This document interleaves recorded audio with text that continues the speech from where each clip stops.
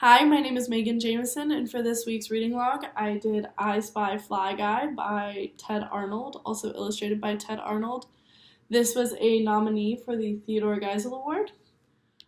This book is a fantasy fiction picture book because the fly talks, and obviously flies don't talk. It is 30 pages, and I would recommend it for a kindergarten class. It's got a very simple sentence structure. Things like, he liked to eat while Buzz looked for him, and Fly Guy hid in the garbage can. He always hid in the garbage can. They're very just small, simple sentences. The pages are big. It's formatted in a chapter book, so it's like chapter 1, chapter 2, and chapter 3, but it's not really a chapter book. This story is about a little boy named Buzz who finds a best friend in a fly, and they play hide and seek a lot.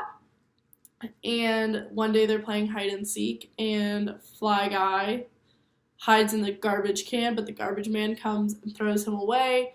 And so Buzz goes all the way to the dump to find Fly Guy, and of course there are like millions of flies at the dump.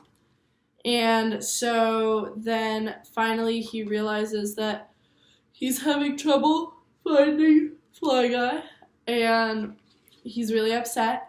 And so then he remembers they're playing a game, and he goes, "Okay, Fly Guy, you win."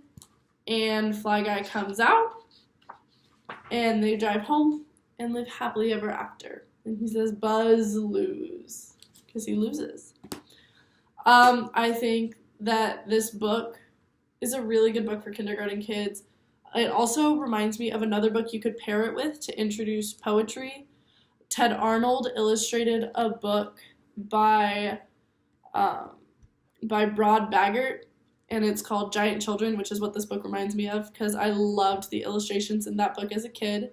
Giant Children is a book of poetry, but it's all about kids like that are in a kindergarten classroom. There's one about a hamster, there's some about aliens, fireflies, and then there's one about boogers, of course, so that's kind of fun too, to introduce the kids to poetry but still keep the same illustrator with the same kind of look.